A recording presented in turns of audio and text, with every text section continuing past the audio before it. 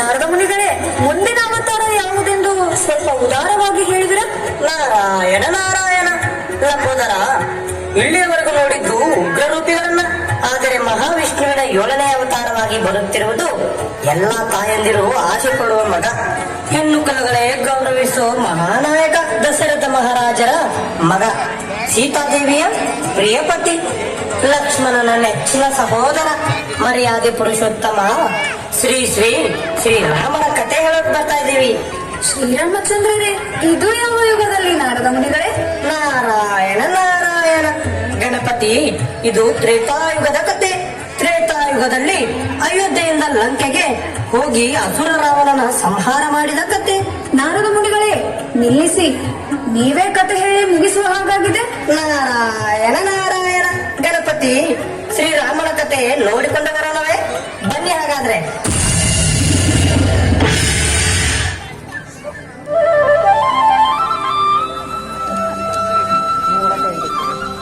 ಮಹಾರಾಜ ದಶರಥ, ಏಕೆ, ಏನಾಯಿತು? ತುಂಬಾ ಬೇಸರದಲ್ಲಿದ್ದೀರಾ? ಋಷಿವರ, ನಾನೇನು ಈ ಅಯೋಧ್ಯೆಗೆ ಮಹಾರಾಜನಾಗಿದ್ದೇನೆ. ಆದರೆ ನನ್ನ ನಂತರ ಅಯೋಧ್ಯೆಯನ್ನು ಯಾರು ನೋಡಿಕೊಳ್ಳುತ್ತಾರೆ? ಅದೇ ನನಗೆ ಚಿಂತೆಯಾಗಿದೆ. ವಶಿಷ್ಠ ಮುನಿಗಳೇ, ನನಗೆ ಮಕ್ಕಳಿಲ್ಲ. ನೀವು ಋಷಿವರರು, ಮಹಾಜ್ಞಾನಿಗಳು. ದಯವಿಟ್ಟು ಈ ಸಮಸ್ಯೆಗೆ ಏನಾದರೂ ಪರಿಹಾರವನ್ನು ಹೇಳುತ್ತೀರಾ? ಮಹಾರಾಜ, ನೀವು ಯಜ್ಞ ಪೂಜೆ ವ್ಯವಸ್ಥೆ ಮಾಡಿ. ಇದರಿಂದ ನಿಮ್ಮ ಸಮಸ್ಯೆಗೆ ಪರಿಹಾರ ಸಿಗುತ್ತದೆ, ಎಲ್ಲವೂ ಶುಭವಾಗುತ್ತದೆ.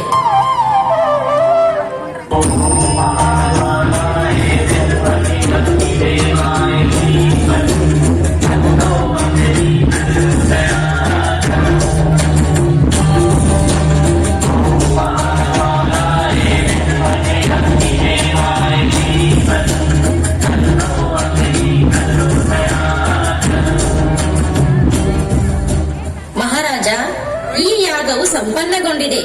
ತೆಗೆದುಕೋ ಈ ಪ್ರಸಾದ. ಈ ಹಾಲನ್ನು ನಿನ್ನ 3 ರಾಣಿಯರಿಗೆ ಉಣಿಸು. ಕಲ್ಯಾಣ ಮಸ್ತು ದಶರಥ ಮಹಾರಾಜ, ಕಲ್ಯಾಣ ಮಸ್ತು.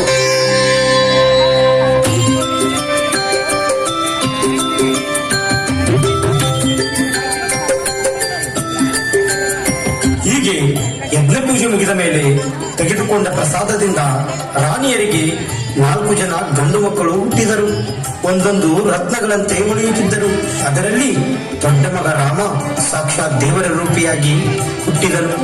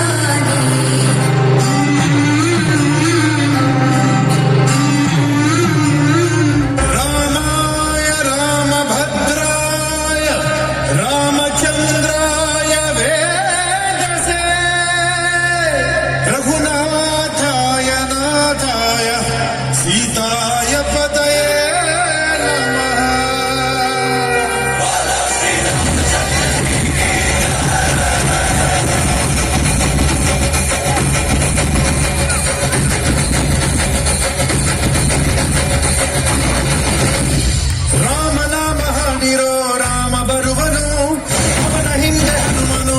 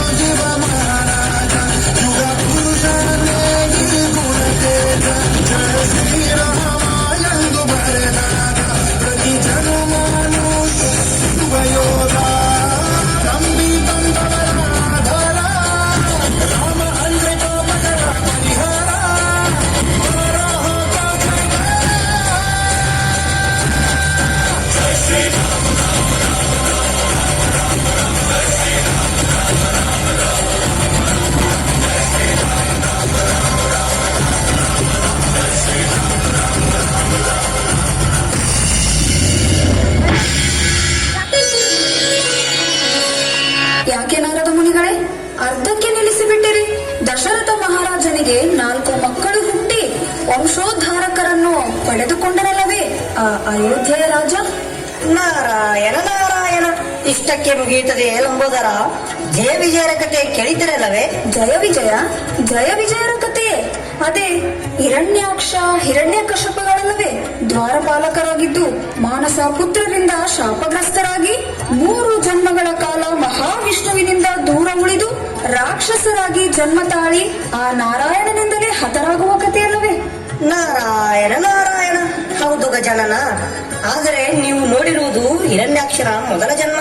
ಆದರೆ ತ್ರೇತಾಯುಗದಲ್ಲಿ ಅದೇ ಹಿರಣ್ಯಾಕ್ಷ ಈಗ ಪ್ರಭು ಶ್ರೀರಾಮನಿಗೆ ಎದುರಾಗುವ ಭಯಂಕರ ರಾಕ್ಷಸ ರಾವಣನಾಗಿದ್ದಾನೆ.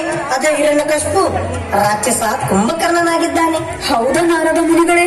ತುಂಬಾ ಚೆನ್ನಾಗಿದೆ, ತುಂಬಾ ಚೆನ್ನಾಗಿದೆ. ತಡ ಮಾಡದೆ ಮುಂದುವರೆಸಿ ರಾಮ ರಾವಣರ ರಾಮಾಯಣದ ಕಥೆಯನ್ನು. ನಾರಾಯಣ ನಾರಾಯಣ, ಮುಂದುವರಿಯಲಿ ರಾಮಾಯಣದ ಕತೆ.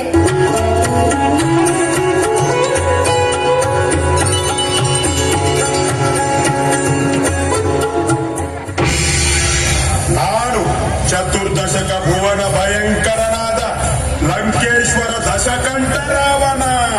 ನಾನು ಸರ್ವತ್ರ ಸರ್ವ ಸ್ವಾತಂತ್ರ್ಯನಾದ ಪ್ರಬುದ್ಧ ರಾವಣ. ಎಲ್ಲ ಬ್ರಹ್ಮಾಂಡ ತಂಡೋಪತಂಡಗಳನ್ನೇ ಚಂಡಾಡುಬಲ್ಲ ದಂಡು ದಾಳಿಗಳಿಗೆ ಮೊಂಡ ನಾಯಕನಾದ ಗಂಡದೆಯ ಗಂಡರ ಗಂಡನಾದ ಪ್ರಚಂಡ ರಾವಣ. ನಾನು ಪ್ರಚಂಡ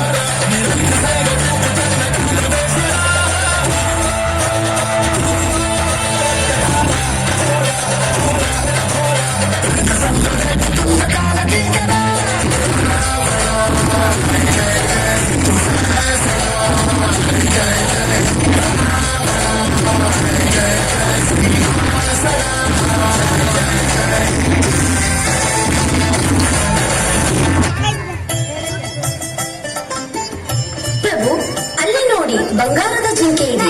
ನೀವು ಅದನ್ನು ನನಗೆ ತಂದು ಕೊಡಿ. ಸೀತೆ, ಅದು ಒಂದು ಮಾಯಾ ಜಿಂಕೆ. ಇಲ್ಲ, ನನಗೆ ಆ ಬಂಗಾರದ ಜಿಂಕೆ ಬೇಕೇ ಬೇಕು ಪ್ರಭು. ಆಯ್ತು ಸೀತೆ, ನಾನು ಅದನ್ನು ತಂದು ನಿನಗೆ ಕೊಡುತ್ತೇನೆ. ಲಕ್ಷ್ಮಣ, ನೀನು ನಿಮ್ಮ ಅತ್ತಿಗೆ ಸೀತೆಯನ್ನು ರಕ್ಷಣೆ ಮಾಡು. ನಾನು ಆ ಬಂಗಾರ ಜಿಂಕೆಯನ್ನು ಹಿಡಿದುಕೊಂಡು ಬರುತ್ತೇನೆ. ಆಗಲಿ ಸಹೋದರ.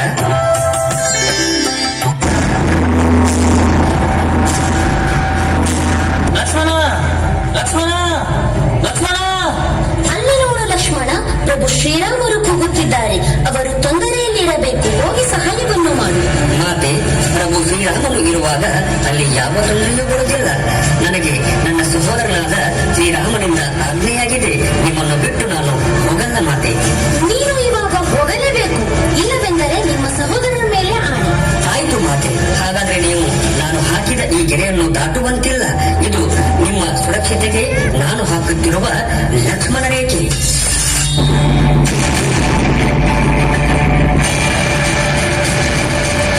ಭವತಿ ಭಿಕ್ಷಾಂ ದೇಹಿ, ಭವತಿ ಭಿಕ್ಷಾಂ ದೇಹಿ.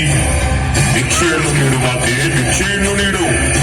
ಬನ್ನಿ ಮುನಿವರ್ಯರೇ, ಏನಾದರೂ ತಂದು ಕೊಡುತ್ತೇನೆ. ಮುನಿವರ್ಯರೇ, ನೀವು ಮುಂದೆ ಬಂದು ಈ ಪ್ರಸಾದವನ್ನು ಸ್ವೀಕರಿಸಬೇಕು. ಇಲ್ಲ ತಾಯಿ, ನೀವು ಹೊರಗಡೆ ಬಂದು ಭಿಕ್ಷೆ ನೀಡಬೇಕು. ಇಲ್ಲವೆಂದರೆ ನಾನು ಖಾಲಿ ಕೈಯಲ್ಲಿ ಮರಳಿ ಹೋಗುತ್ತೇನೆ. ಮುನಿವರ್ಯರೇ, ನನ್ನ ಮೈದುನ ಲಕ್ಷ್ಮಣ ಹಾಕಿದ ಈ ಲಕ್ಷ್ಮಣ ರೇಖೆಯನ್ನು ದಾಟಿ ನಾನು ಹೊರಗಡೆ ಬರುವಂತಿಲ್ಲ. ಹಾಗಾದರೆ ನಾನು ಹೊರಡುವೆ ಮಾತೆ. ಇಲ್ಲಿ ಮುನಿವರ್ಯರೇ, ಹಸಿದವರನ್ನು ಮರಳಿ ಕಳಿಸಿ ಕಟುಗಳಾಗಲಾರೆ. ಬನ್ನಿ, ನಾನೇ ಬಂದು ನಿಮಗೆ ಭಿಕ್ಷೆ ನೀಡುತ್ತೇನೆ.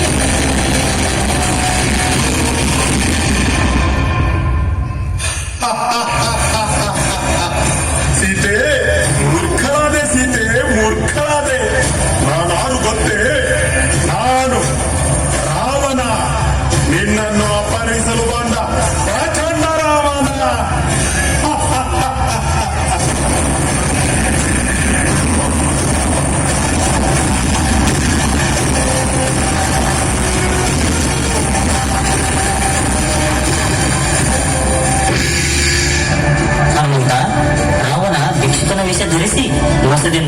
ಸೀತೆಯನ್ನು ಅಪಹರಿಸಿದ್ದಾನೆ. ನೀನು ಹೋಗಿ ಸೀತೆ ಎಲ್ಲಿದ್ದಾಳೆಂದು ಹುಡುಕಿ ನೋಡಿಕೊಂಡು ಬರಬೇಕು ಹನುಮಂತ. ಅಪ್ಪನೇ ಮಹಾಪ್ರಭು, ನೀವು ಹೇಳಿದ ಹಾಗೆ ಮಾಡುತ್ತೇನೆ. മനോജവം മാരുതതുല്യ വേഗം ജിതേന്ദ്രിയം ബുദ്ധിമതാം വരിഷ്ഠം വാതാത്മജം വാനരയൂഥോക്യം ശ്രീരാമദൂതം ശിരസാ നമാമി.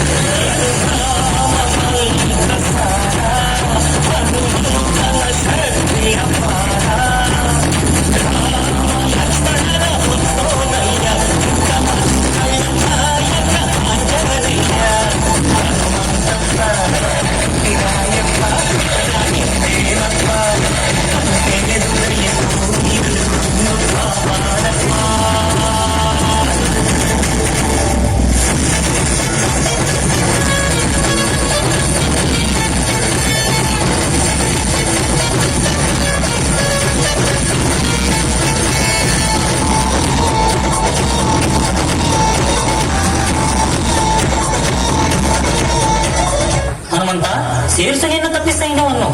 ಲಕ್ಷ್ಮಣ, ಸಿದ್ಧನಾಗು ಯುದ್ಧ ಮಾಡಲು. ಸಮುದ್ರ ದೇವ, ನನ್ನ ಆಜ್ಞೆಗೆ ತಲೆಬಾಗಿ ದಾರಿ ಮಾಡಿಕೊಡು. ಅಹಂಕಾರದಿಂದ ಮೆರೆಯುತ್ತಿರುವ ಆ ಲಂಕೆಯ ರಾವಣನನ್ನು ಕೆಡಗಿಸಿ ಸೀತೆಯನ್ನು ಮರಳಿ ತರಲು ಯುದ್ಧಕ್ಕೆ ಸಿದ್ಧರಾಗಿ ಎಲ್ಲರೂ.